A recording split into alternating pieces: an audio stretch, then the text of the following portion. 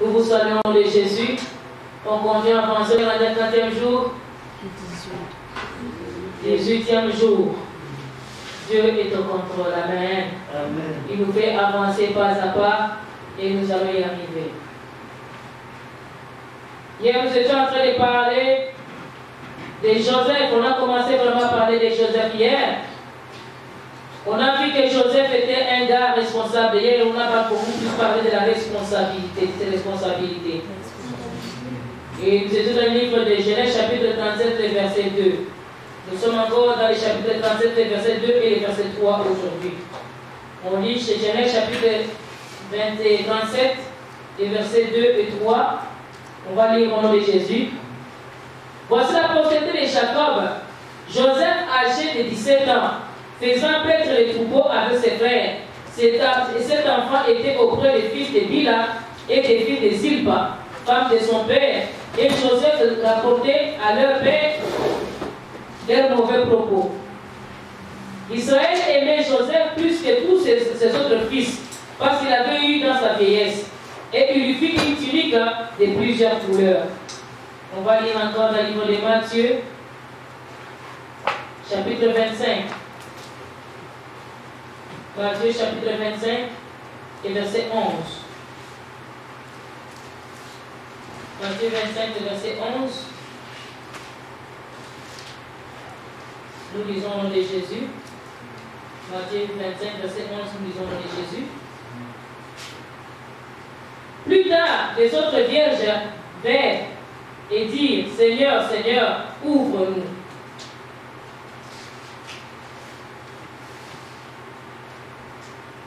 On s'en va dans le livre de Luc, au chapitre 19. Luc, chapitre 16, c'est les versets 11 et 12. Luc 16, 11 et 12.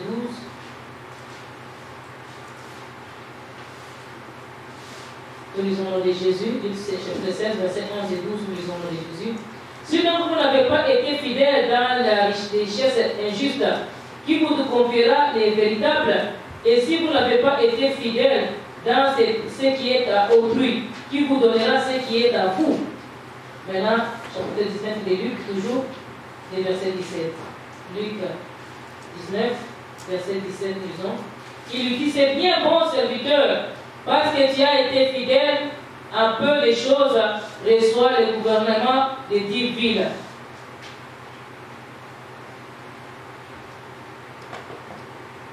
Amen. Amen. Ici, la Bible est en train de nous parler des choses qui sont vraiment bénissantes. La Bible est en train de nous parler de la fidélité. Hier, nous étions en train de voir que Joseph était un travailleur, dit travailleur. Et dans le livre de Colossiens, au chapitre 3, Colossiens chapitre 3,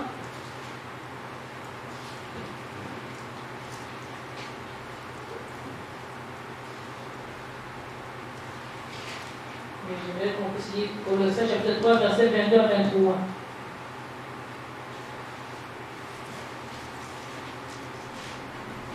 Colossiens chapitre 3, les versets 22 à 23. Serviteurs, obéissez à toutes choses à vos maîtres selon la chair, non pas seulement sous leurs yeux, comme pour plaire aux hommes, mais avec la simplicité de cœur dans la crainte du Seigneur. Tout ce que vous faites, faites-le de bon cœur, comme pour le Seigneur et non pour les hommes. Amen. Dans tous ces passages que nous venons de lire, on voit d'abord dans les Genèse, chapitre 35, verset 2e, que Joseph il faisait paître les troupeaux de son père. Moi, je me suis posé d'abord la question de savoir qu'ici, on a commencé à parler de la postérité de qui? De Jacob. Mais on a commencé par Joseph. Joseph qui était 11e. Alléluia. Joseph 11e sur 12. On commence la postérité, on parle d'abord de Joseph. Et on dit que Joseph, âgé de 17 ans, il faisait paître les troupeaux de son père. C'est que Joseph était un enfant exceptionnel. Ce n'était pas un enfant comme tous les autres enfants. Il est venu après, mais il avait vraiment pris la prééminence. Il avait vraiment des qualités des premiers.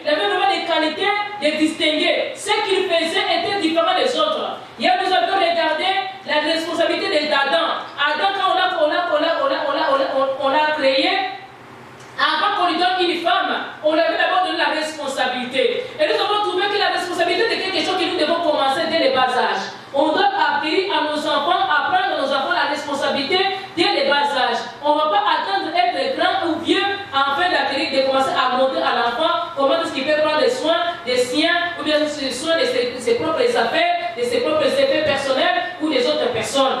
On commence dès les bas âges à apprendre aussi à être responsable. Et Joseph, à l'âge de 17 ans déjà, il était responsable, il travaillait, il paissait les troupeaux de son père. Il travaillait non pas comme si c'était pour son père. Il voulait la promotion de l'entreprise de son père. Son père était fermier et il fallait que leur ferme puisse grandir. Il ne voulait pas assez que la ferme puisse rester petite. Il travaillait avec efficacité, il travaillait comme il le fallait. Et quand il y avait ses autres frères, il travaillait mal. Des frères de ses frères, fils de Zilpa, ainsi que les Bila, il venait donner les rapports à son père. Donc il était à côté des 4 frères. Lui qui était le plus jeune, il était à côté des 4 frères, mais les 4 frères, ils étaient des niaiseux. Ces 4 frères, ils ne travaillaient pas comme il faut. Ces 4 frères, ils faisaient ce qui n'était pas bon. Ils avaient des mauvais propos, nous dit la Bible. Ce qui faisaient aussi des mauvaises affaires, tout en étant dans la ferme, tout en étant dans le travail. Ils ne travaillaient pas comme il fallait. Mais cela agaçait Joseph. Cela ne plaisait pas à Joseph, ça faisait mal à Joseph. J'ai dit ceci, nous ne devons pas être amis des mauvaises choses. On ne peut pas faire des mauvaises choses que les autres font. Nous sommes dans le monde, mais nous ne sommes pas de ce monde ici. Nous pouvons imiter le monde, commencer à faire ce que les autres font, ou bien commencer à être niaisés comme les autres, ou commencer à imiter les autres parce qu'ils sont nos aînés. Il y a des gens qui se laissent facilement influencer. Nous ne pouvons pas être influençables par de mauvaises choses. Ce qui peut nous influencer, ce sont des bonnes affaires et des affaires qui plaisent à notre Dieu, à notre responsable. Alléluia. On ne peut pas commencer à faire des choses parce que tout le monde le fait, mais nous devons faire ce qui donne gloire à Dieu. Nous devons faire des choses comme Dieu le veut et non pas comme les hommes le veulent. Même si tu es dans la société, tu as des amis, et on va aller au bar, toi aussi chrétien, allez au bar, tu pars. Parce que tes amis, ils t'ont déjà invité une fois, deuxième fois, troisième fois, 10e fois, allez, toi aussi tu embarques. Aujourd'hui, je vais aussi aller voir comment fonctionne le bar. Laisse-moi te dire, tu peux mettre tes pieds une seule fois au bar et ta vie peut être détruite à ce même jour-là. N'imite pas les autres. Vous pouvez arriver là-bas, il y a peut-être des combats, il y a des guerres qui sont là-bas, les amis, ils prennent des bouteilles, ils commencent à se battre, et c'est toi qui ça va tomber dessus. Tu risques d'avoir des mauvaises choses. Tu as été au mauvais endroit, au mauvais moment. Pendant que tu n'es pas une mauvaise personne. N'imitez pas, s'il vous plaît. Joseph était à côté de ses frères, mais il n'aimait pas ces mauvais propos-là. Il n'imitait pas les amis. Il n'imitait pas, c'était pourtant ses grands frères. Il était le plus jeune. Il pouvait se laisser influencer, dire que non, ce sont des grands et ils connaissent les affaires. Mais il a regardé et a dit non, ça c'est pas normal. C'est pas correct ça. Je ne suis pas d'accord avec ça. Et je vais d'abord aller parler avec papa. Je vais voir ce que papa va dire. Il allait donner des rapports, non pas pour seulement aller les accuser, pour qu'on puisse les déconsidérer, qu'on puisse les considérer lui, non. Il allait donner des rapports à ce que le papa sache ce qui se passe dans l'entreprise. Alléluia. Qu'il puisse prendre bien soin de son entreprise. S'il faut qu'on continue de cette allure-là, bon, c'est lui qui voit. Mais moi, je vais quand même lui parler de ce qui se passe. Parce que moi, je ne suis pas d'accord. Peut-être que moi, je ne vois pas bien. Comme je suis plus jeune, je vais quand même lui parler. Quand on te donne une responsabilité, que ce soit à l'église, que ce soit à l'entreprise charnelle, dans une compagnie quelconque, bien aimé, il faut que tu donnes toujours un bon rapport vrai à ton boss. Amen. Il faut donner un rapport au boss.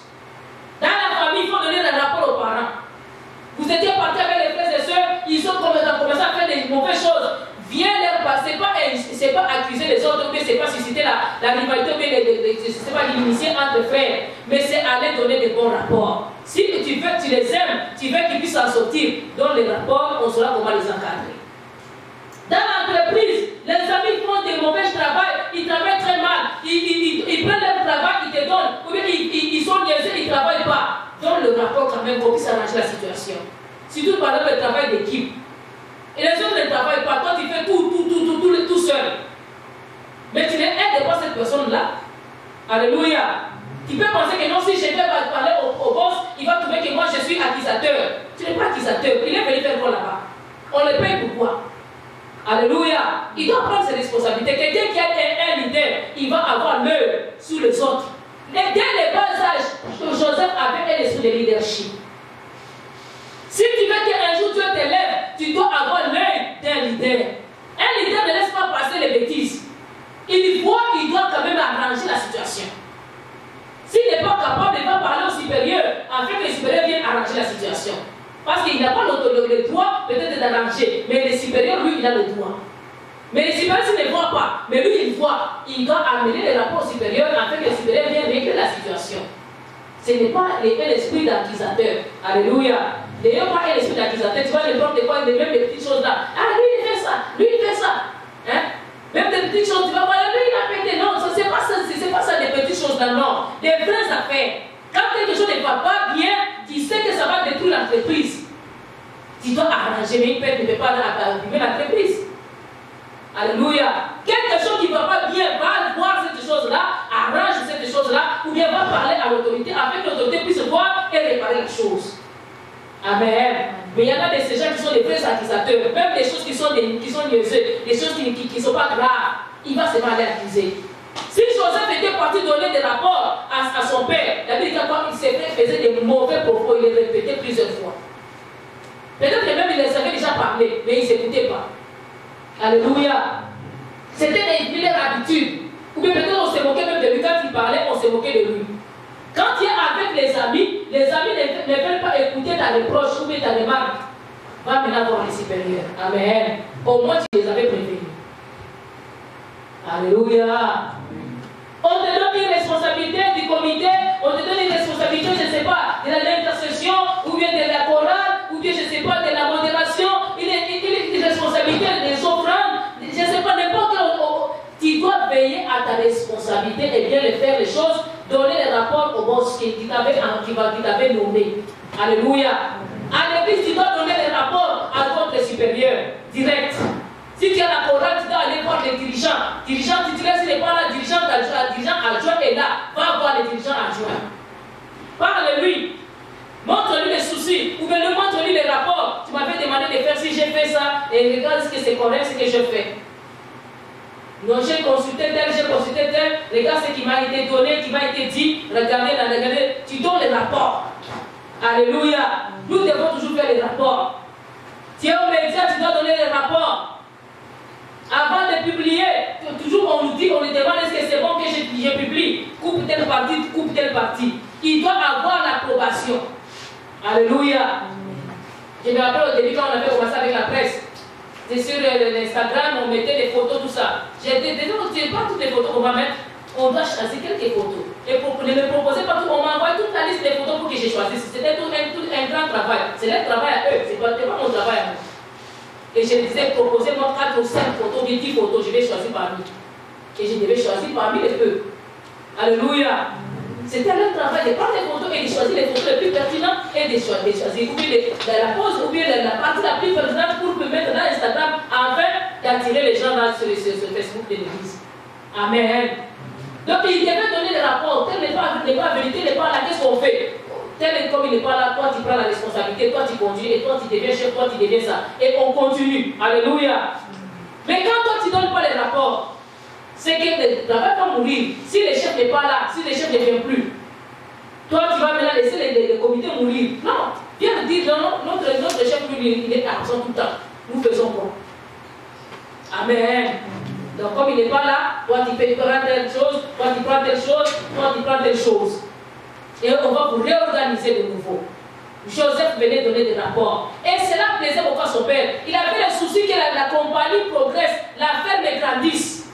C'était le souci de Jacob chez Laban. Il avait le souci que l'entreprise de Jacob grandisse et que Laban pense à lui à le promouvoir. Quand tu travailles bien, il y a beaucoup plus de probabilités d'être aussi promu et de monter aussi. Quand tu travailles mal, il y a des probabilités de rester toujours stagnant ou bien d'être enlevé même. C'est pourquoi il faut toujours bien faire tout ce que tu as à faire, fais-le bien. C'est pourquoi là dans le livre de Colossiens, tu vois, tout ce que tu fais, fais-le bien, comme pour le Seigneur. Et on voit ici dans le livre de Matthieu et dans le livre de Luc plutôt, on nous dit quoi? On nous dit que celui qui est fidèle à des petites choses, on lui donnera des grandes choses. Celui qui est plus fidèle à des petites villes, on lui donnera 10 villes. On va te donner plus si tu es fidèle à peu. Quand tu sais déjà bien faire les petites choses, on va t'augmenter et on va te promouvoir. Joseph, si on lui avait donné les manteaux à plusieurs couleurs, ce n'était pas parce que Joseph seulement il était les chouchous de son père. C'est ce que la Bible dit. Mais si on regarde aussi, ce n'est pas seulement à cause de ça. À cause que un bon enfant.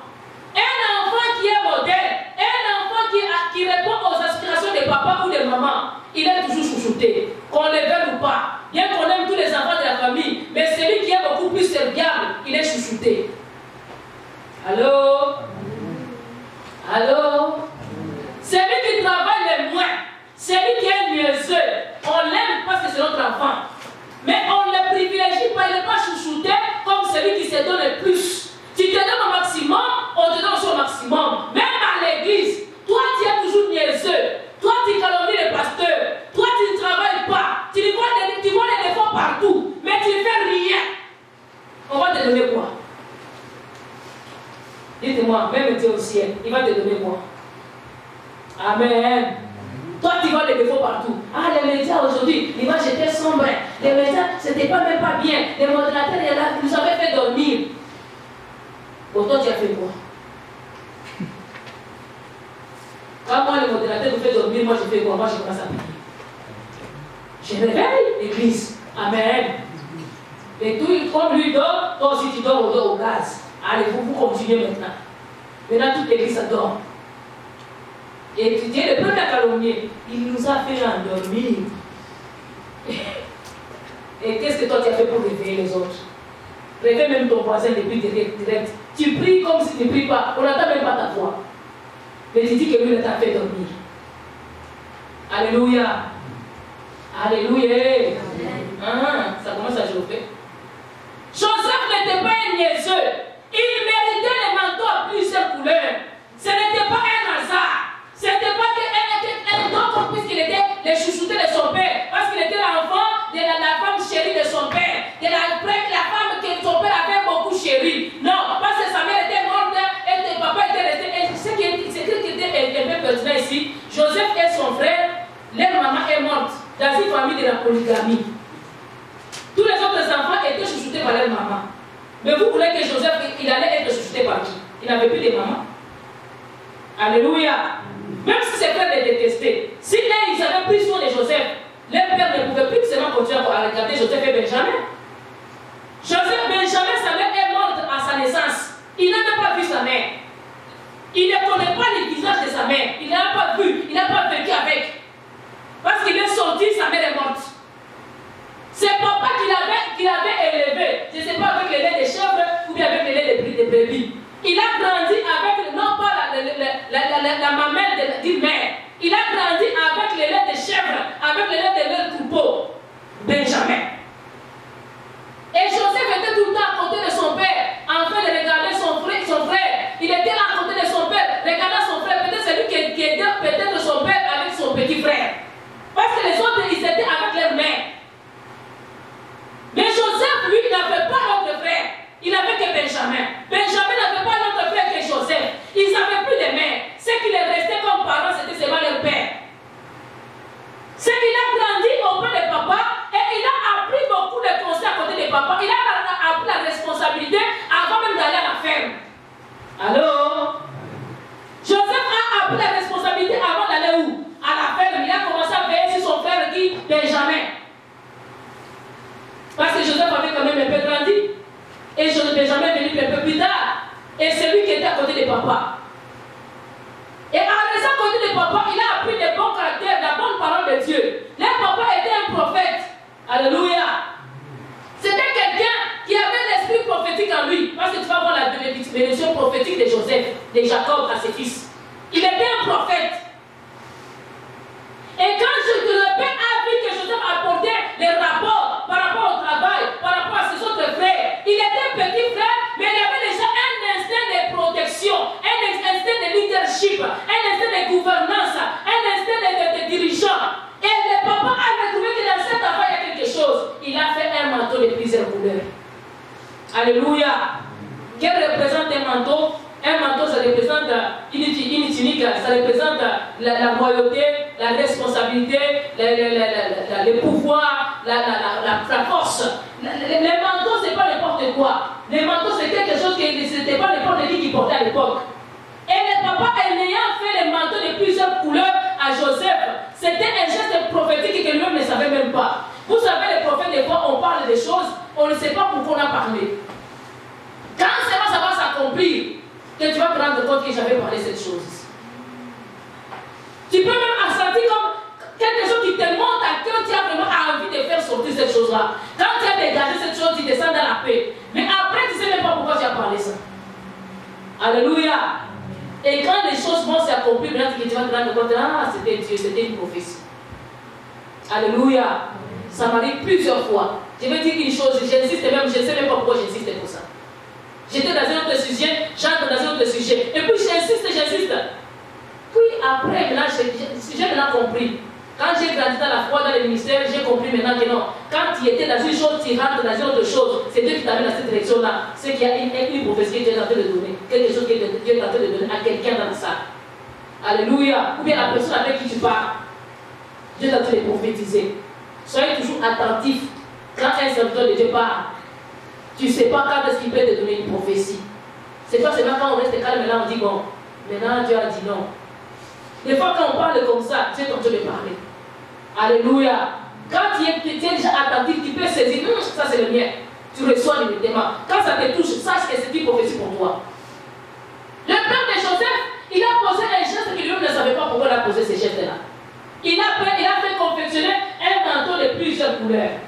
Qu'est-ce que signifie un manteau? C'est l'image de quoi? Un manteau représente l'essence de la personne. Essence de la personne. Un manteau, ça représente l'essence de la personne. Deuxième tiré, ça représente la puissance de la personne. La puissance de la personne. Un manteau, ça représente la puissance de la personne. Donc son père avait vu que non, cet enfant était puissant. Ce n'était pas un enfant comme les autres enfants. Il n'était pas comme Rouben. Il était puissant. Troisième tiré, ça représente la fierté de la personne. Un manteau représente la fierté de la personne. Un manteau représente la fierté de la personne. Premier tiré, c'était l'essence de la personne. Deuxième tiré, la puissance de la personne. Troisième tiré, la fierté de la personne. Quatrième tiré, c'est le symbole de la royauté. Symbole de la royauté. On voit le manteau de Saoul, que David avait coupé. On voit le manteau de Jésus. On voit le manteau d'Élie. Ça représente la royauté. Donc, symbole de la royauté. Manteau d'Élie, manteau de Jésus. Symbole du statut prophétique. Symbole du statut prophétique d'Élie. Symbole du statut prophétique d'Élie, du prophète Élie. 2 Rois, chapitre 2, versets 8 à 14. 2 Rois, chapitre 2, versets 8 à 14. Là, tu vas voir le manteau prophétique d'Élie à Élisée. Par rapport au manteau, c'est symbole de la royauté, manteau de Saoul à David. On voit 1 Samuel, chapitre 24, versets 5 à 6. Dans le Nouveau Testament, tu pourras regarder, je te donne le devoir d'aller chercher. Là où les soldats s'étaient disputés la tunique de Jésus-Christ. On l'avait fait porter la couronne et des épines. Puis après, on a enlevé son manteau, ils se sont disputés son manteau. Tu dois aller chercher ça dans même la maison. C'était la royauté de Jésus qui voulaient se disputer. Cinquième tiré, sixième tiré, symbole de puissance intérieure. Symbole de puissance intérieure. Luc chapitre 8, verset 44. Luc 8, 44. Jésus dit c'est la femme qui a au peur de sang. Cette femme a dit, si seulement je peux toucher à son manteau, je peux toucher seulement à son manteau. C'était la puissance de Jésus-Christ. Et Jésus dit que quelqu'un m'a touché. Il a senti que quelqu'un l'avait touché. Donc tu peux commencer à parler 40 ans et tu descends un peu. Amen. Donc la puissance, le manteau avait plusieurs sens, avait beaucoup de représentations. Quand Jacob a regardé Joseph, il ne voyait pas en Joseph un petit rien. Il voyait en Joseph un roi, un prophète. Il voyait en Joseph un homme puissant, de l'extérieur comme de l'intérieur, un homme respectueux, quelqu'un de plus grand, une dignité, un dignitaire. Il ne le voyait pas comme un enfant. Il le voyait comme quelqu'un d'important. Bien aimé, quel manteau est-ce que toi tu portes? Il y a bien des manteaux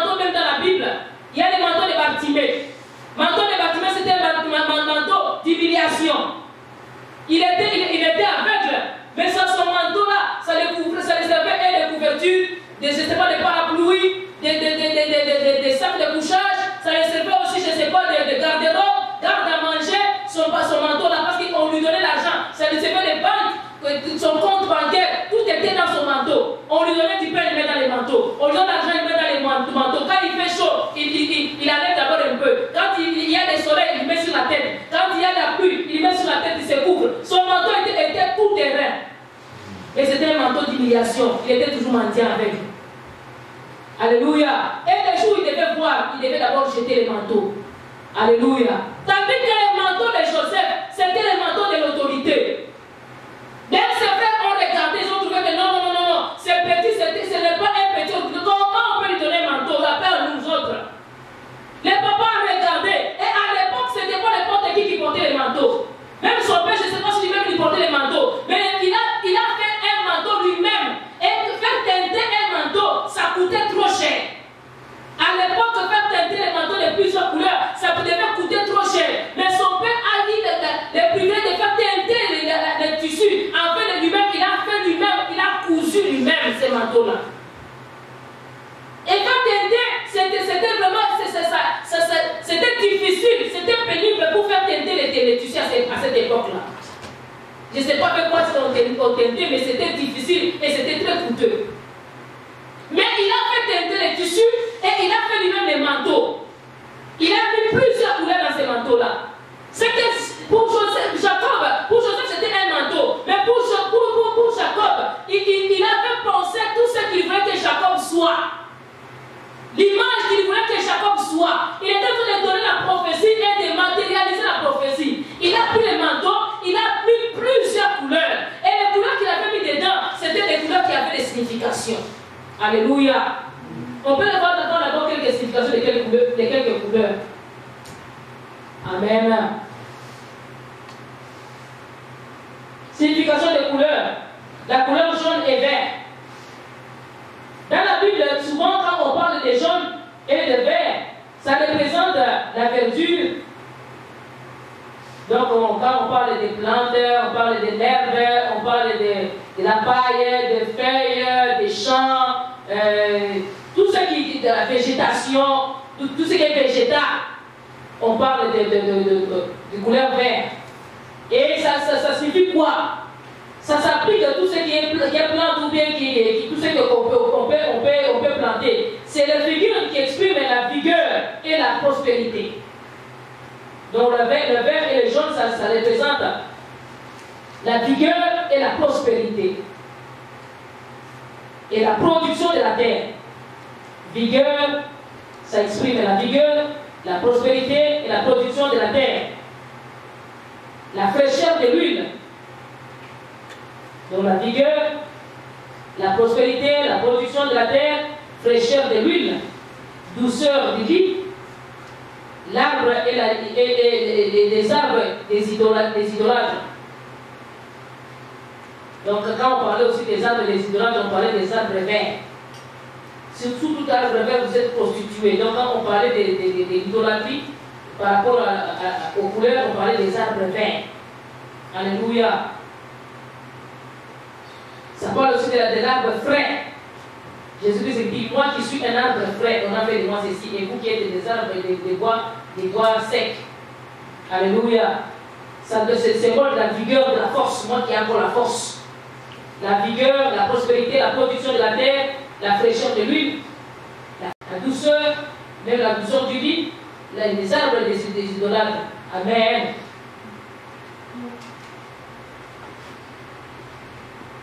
Et aussi, dans le côté négatif de l'arbre de vert ou bien de jaune, donc quand on parle de verdâtres et jaunâtres, on parle aussi des maladies de peste. Souvent, c'était quand de la lèpre, plutôt quand quelqu'un avait la plaie de lèpre, quand c'était vert ou bien quand c'était jaune, on disait que c'était pourri, donc des choses comme ça. Donc ça représentait aussi des plaies de la lèpre ou de la peste. Amen. Couleur rouge. La couleur rouge, ou bien le vermeil, le roux, rougeâtre ou bien le brun. Couleur rouge, vermeil, roux, brun. Ça représente le sang. Ça représente la vie. Ça représente le feu. Donc le rouge, ça représente le sang, la vie. Parce que le sang, c'est la vie. Du feu. Donc quand tu vois le rouge, c'est du feu. Ça représente l'amour. Oh, fleur rouge, fleur rose, la rouge, ou bien fleur rose. C'est l'amour. Ça représente la colère. de rouge. Donc quand un roi est en colère, donc quand même quelqu'un qui est en colère devient rouge. Pourquoi les noirs là, les noirs ne deviennent pas rouges? Alléluia. Ça peut être la colère, la sensualité. La sensualité. Les rouges, ça représente d'abord le courage. Le courage. Ça représente aussi la sexualité. La sexualité. Ça représente aussi les dangers. Quand la lumière est rouge, c'est un danger qu'il ne faut pas traverser. S'il ne faut pas tourner, on met le rouge. Donc un danger. Ça représente aussi l'ardeur. L'ardeur. Ça représente aussi l'interdiction. Interdiction de tourner en rouge, non pas. Interdiction. La passion. Couleur du sang. Vie. Du feu. Amour. Colère. Sensualité. Courage. Sexualité. Danger. Ardeur. Interdiction. La passion. Donc les rouges et les roses sont pareils. Alléluia. Les rouges et les roses sont pareils. Troisième couleur, les blancs. Les blancs, c'est symbole de l'innocence. Symbole de l'innocence. De la pureté. Symbole de l'innocence, de la pureté, de la virginité. Symbole de l'innocence, la pureté, la virginité. C'est le symbole du trône. Symbole du trône et de la nuée de Dieu. Symbole du trône et de la nuée de Dieu. C'est le symbole de la noblesse et de l'élégance. Symbole de la noblesse et de l'élégance. Les blancs, symbole de la noblesse et de l'élégance. Symbole de la paix. S'il y a la guerre et que vous retournez dans la terre où il y a des territoires rouges, vous devez prendre des chemises rouges, vous devez mettre les blanches, vous les mettez à l'air. Les ennemis ne vont pas vous tuer parce que ça fait venir pour la paix. Amen. Symbole de la paix, compassion et ouverture. Symbole de la compassion et de l'ouverture. Compassion et ouverture. Simplicité et connaissance. Compassion et ouverture, simplicité et connaissance. Les blancs représentent la force, la lumière. Ils représentent la force, la lumière, la sagesse et le divin. Ils représentent la force, la lumière, la sagesse et le divin. Les blancs, compassion et ouverture, simplicité et connaissance, ils représentent la force, la lumière, la sagesse et le divin. Absence des faits, ça représente aussi l'absence des défauts et de la fidélité. Absence des défauts, ça représente aussi la fidélité. Pour les hommes mariés, par exemple, quand une mariée porte une robe blanche, ça montre qu'elle est fidèle, des choses comme ça. Absence des défauts et de la fidélité. Absence des défauts plutôt, il est aussi symbole de la fidélité. Tandis qu'en Inde, quand les gens portent le blanc, c'est la couleur de deuil pour les Indiens.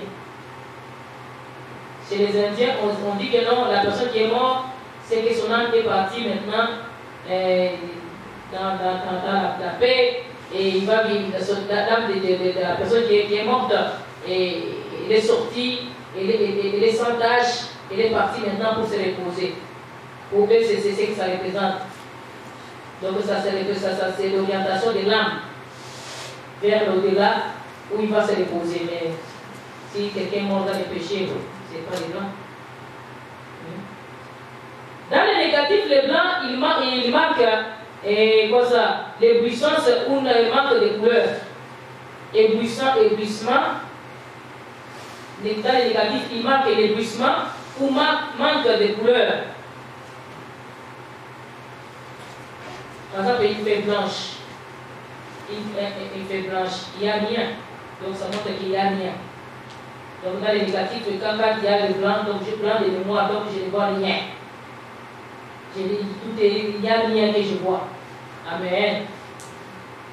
Donc on voit qui c'est qui est dans la plupart de la Bible, on parle d'un neige, des vêtements des anges, des rachetés, des chevaux de l'Apocalypse, l'âme des rachetés, on parle de ces choses comme ça en couleur blanc.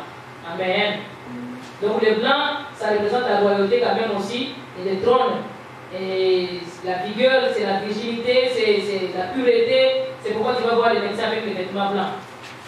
C'est pur, ils sont propres, c'est la santé, hein? C'est la vie. Amen. Le noir. Le noir, ça représente les deuils. Deuil. Tristesse. On voit que le noir, c'est bizarre. Deuil. Tristesse. Chagrin. Honte. Péché. Deuil. Tristesse. Chagrin. Honte. Péché. Désespoir. Peur. Mort. Deuil. Tristesse. Chagrin. Honte. Péché. Désespoir. Peur. Mort.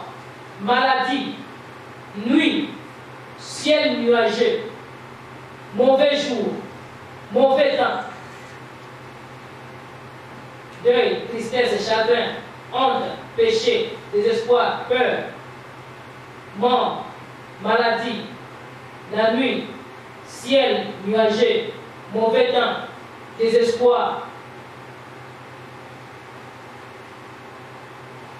Souvent aussi, on représentait cela par les tenus des prêtres religieux. On fait mention de leur autorité, et ainsi de leur austérité et de leur vigueur. Mais c'est pourquoi tu vas voir aujourd'hui d'autres pasteurs avec des toges noirs. Les noirs, c'est les deuils. Alléluia. Les noirs, c'est la tristesse, c'est la honte. Amen. Bien que on dit qu'encore c'est le symbole de l'autorité, mais l'autorité ténébreuse. Parce qu'on a vu ici, les blancs, c'est même les divins. Mais là, le noir, c'est satanique. C'est les ténèbres. Tu peux ajouter ça, les ténèbres. C'est Satan encore. Alléluia. Les blancs, par contre, les blancs, ça va avec la lumière et ça va aussi avec les l'or. Amen. C'est-à-dire que le noir ici, ça va avec les ténèbres. L'obscurité. Cinquième couleur que j'ai pris aussi dans la Bible, le pourpre. Le pourpre, c'est comme le rouge qui est mélangé un peu. Et le pourpre, c'est souvent la couleur pourpre, on en faisait les vêtements des rois. Donc, c'est un symbole des vêtements royaux. Un symbole de vêtements royaux des officiers civils, des religieux ou bien des riches à l'époque, des gens riches qui portaient des pourpres à l'époque. Et bleu, c'est le symbole de la vérité.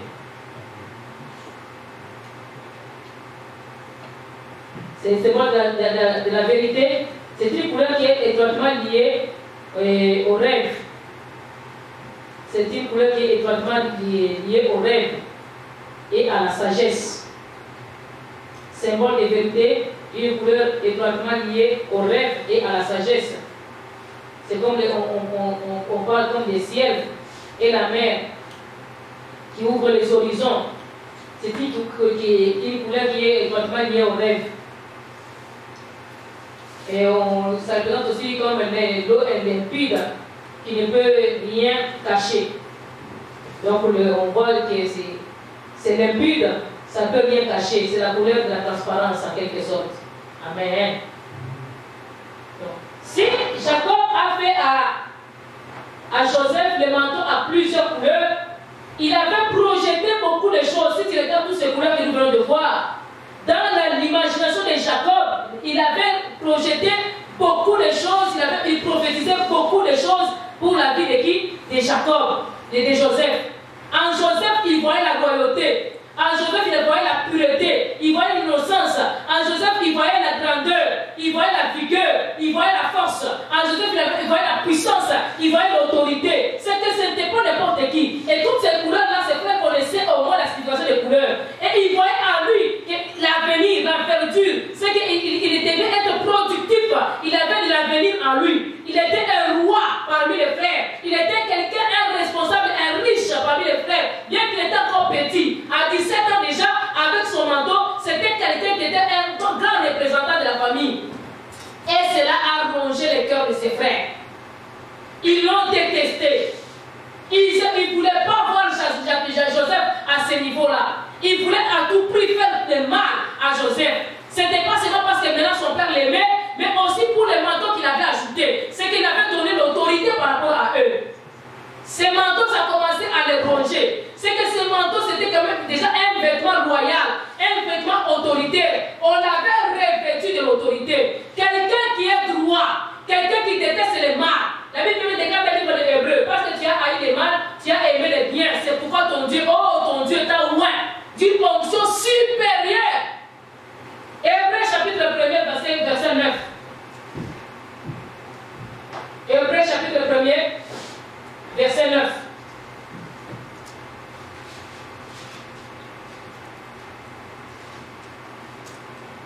On nous dit ceci.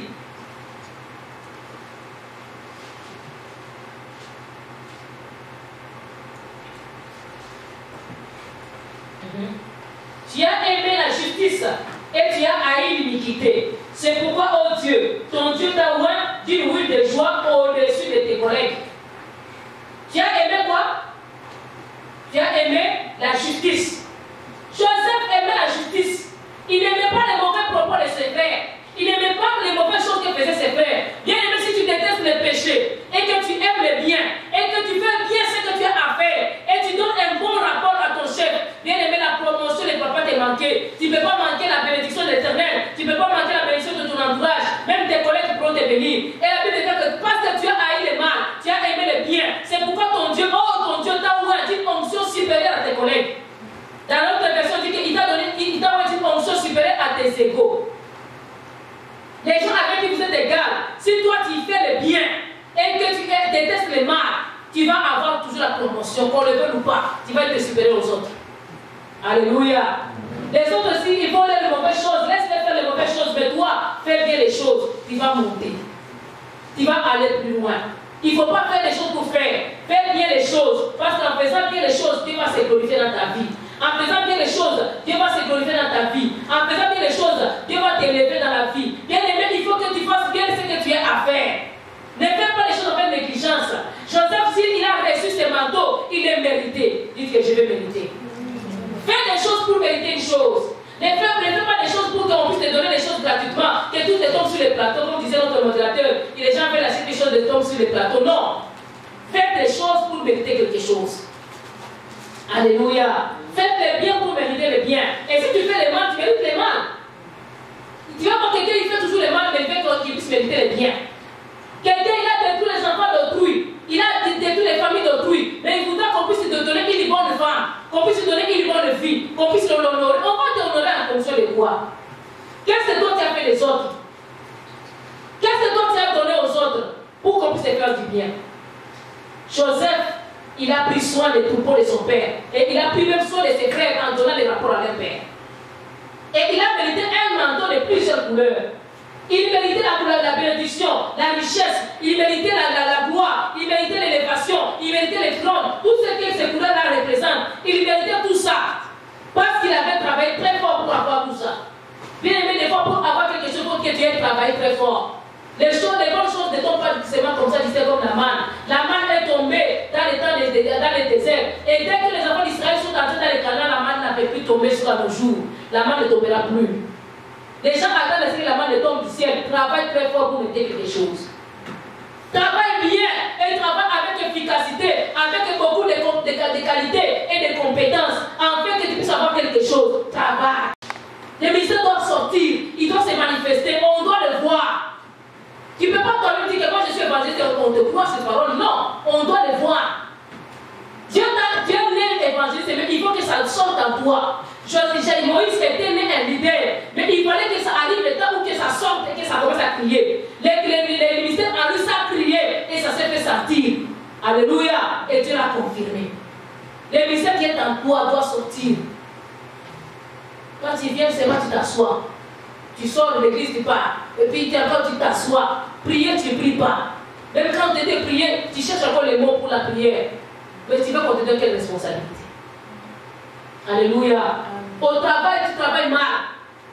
Tu ne souris pas aux autres. Tu n'es pas efficace au travail. Tu es niaiseux. Mais tu veux qu'on te donne la promotion. Ah, pourquoi lui on l'a promu? On l'a promu parce qu'il a mérité. Alléluia. Pourquoi lui il est devenu? Il est devenu parce que il y a toujours un parce dans chaque question que tu peux poser. Tu peux poser là. Pourquoi il y a un parce? À cause que. Alléluia. Nous devons travailler très fort. Joseph a travaillé très fort. On a donné les manteaux à plusieurs couleurs. Et ses frères l'ont détesté. Les gens qui sont niaiseux, ils n'aiment pas à ce que quelqu'un qui a quelque chose puisse progresser. Que ce soit spirituellement, que ce soit physiquement, les niaiseux, ils n'aiment pas que les autres prospèrent. Mais pourquoi toi tu es comme ça? Pourquoi toi on t'a donné? On m'a donné parce que. Alléluia. Travaille très fort. Ils ont détesté qui? Joseph. Les méchants, ils ont toujours la colère en eux. Ils ont toujours la mauvaise dent contre les autres. Ils localisent seulement les défauts dans les autres. Et ils localisent les bénédictions que toi tu as. Ça les donne la colère. À la place qu'ils soient contents avec toi, ils sont toujours contents. Ils sont toujours mécontents. Bien aimé, si toi tu te réjouis de la bénédiction de l'autre, toi aussi tu peux arriver à avoir cette bénédiction-là. Quand on donne à un autre une bénédiction, une chose, sois content, c'est son tour. Quand ça vient sur ton tour, toi aussi tu seras content. Quand toi tu n'aimes pas que les autres soient bénis, tu ne seras pas béni. Dans l'église de mon mentor, ils ont un slogan disant quoi? Quand il y a un mariage, il dit que quand quelqu'un se marie, sois content et apporte un cadeau. Ça c'est leur slogan. Quand quelqu'un se marie, sois content et apporte un cadeau. En fait, toi aussi, tu te sens béni parce qu'en apportant un cadeau, tu es en train de s'aimer, non? Tu sèmes pour le mariage et tu vas aussi récolter quoi? Le mariage. Mais toi, quand ton ami se marie, dit, regarde sa femme, regarde ses dents, ils sont sortis comme, je ne sais pas, où? Regarde sa démarche, il ne marche même pas bien. Même si elle ne marche pas bien, elle est mariée. Alléluia. Ta colère là ne va pas changer le mariage. Ça va permettre de s'encourager à passer encore davantage. Elle est même petite, lui le gars il est trop grand. Ou bien la femme est trop grande, le mari est trop petit. Ce n'est pas notre affaire. Même si le mari commence à regarder comme ça, c'est le mari qui va regarder comme ça, ce n'est pas ton problème. Oh, c'est l'inverse. Il fallait que le mari soit grand, la femme soit petite. S'ils s'aiment, c'est leur problème. Ce n'est pas ton problème à toi. Sois content d'avoir le mariage de l'autre.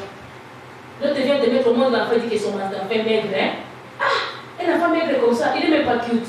Ce n'est pas ton problème. Lui, il a un enfant, toi, il nous montre le tien. Si tu es content des enfants des autres, toi aussi tu auras des enfants qui vont aussi te réjouir. Tu es content des mariages de l'autre, tu seras aussi béni. Quand quelqu'un te dit, ah, j'ai béni le Seigneur parce que j'étais à la recherche d'emploi, ça fait longtemps que je n'ai pas trouvé, maintenant j'ai trouvé. Lui il vient de trouver, mais moi aussi j'ai déjà cherché. Je ne trouve pas. Sois d'abord content que lui il est béni. Un taux de chômage est en train de diminuer à l'église. Alléluia. Si tu es content de la bénédiction de l'autre, toi aussi tu seras béni aussi des mains. Peut-être là où il est embauché, on va encore embaucher, il viendra aussi te signaler pour que toi aussi tu puisses aller postuler. Alléluia. Et étant déjà doyen là-bas, il pourra te donner une parole au boss et on pourra t'embaucher facilement. Mais toi tu n'es pas content de ça embauché. Qui va te permettre d'être aussi embauché? Alléluia. Quand quelqu'un est béni, sois content. Dis à ton voisin, quand quelqu'un est béni, sois content. Les frères de Joseph, à la place d'être contents pour Joseph, ils étaient fâchés. Ceux qui se fâchent, il faut que ça s'engouffre. Il faut qu'elle descende encore davantage. Quand toi tu n'es pas content de la version de l'autre, tu ne seras jamais aussi promis en haut. Pour que tu sois promis en haut, il faut que tu sois content d'avoir la version de l'autre. Réjouis-toi de ce que l'autre a trouvé. Alléluia. Amen. Quand je m'étais mariée, il y avait de ses amis qui disaient quoi? Elle est petite, son mari aussi est petit. Mais il faut faire des pygmées. Mais ce n'est pas leur problème. Qu'on fasse des pygmées, c'est le nôtre. Alléluia. Mais Dieu nous a bénis. Nous n'avons pas de pygmées chez nous. Amen. Au contraire, nous avons des géants. Alléluia. Dieu nous a bénis. En nous, il y avait des jeunes, des grands. Alléluia. Et ces gens-là qui nous calomnient comme ça, ils sont petits, ils vont faire des petits. Et ils sont restés comme toujours petits. Même s'ils étaient grands en taille, mais petits en intelligence, petits en esprit. Vois grand. Quitte à ton voisin, tu vois grand. Les frères de Moïse, de Joseph, voyaient petits. Ils voyaient les manteaux extérieurs, mais c'était une prophétie pour les manteaux intérieurs qui portait Joseph. Les manteaux qu'il portait, ce n'était pas les manteaux seulement extérieurs. C'est à l'intérieur qu'il y avait un manteau. Et il regardait l'extérieur. À l'extérieur n'était rien par rapport à ce qui était à l'intérieur. Si le père l'appréciait, il appréciait à cause de ce qui était à l'intérieur de lui. Il avait en lui les couleurs, il avait en lui les manteaux, il avait en lui le leadership. C'est à l'intérieur qu'il y avait quelque chose. Et ils voyaient l'extérieur. À tel point qu'ils sont partis même les tuer, les vendre. Ils ont amené maintenant ils ont pris le manteau en question. Ils l'ont embourbé du sang. Ils ont amené à leur père pour dire au père, c'est toi qui avais cousu le manteau, non? Essaie de découvrir. Si le manteau, c'est le manteau de ton fils, on vient de découvrir ça dans la forêt. Dans le chapitre 37, toujours verset 42, je crois. Ils ont donné un examen à leur père. Le père a commencé. Ce que tu as confectionné toi-même, tu ne peux pas oublier. Les tricots de Joël là, même si moi je le prends, Joël va regarder, même s'il va sentir, il dit, ça c'est le mien, j'en ai avoué. Alléluia. Il a pris le mien. Même si c'est la même couleur, mais c'est le même modèle, il va découvrir les siens. On se connaît. Tu as ton manteau là, Zacharie a son manteau. Il sait, peut-être il y a quelque part, lui-même il fait une tâche que lui-même il connaît. S'il regarde bien, il dit ça c'est le mien, même s'il y en a 10, il va retrouver les siens.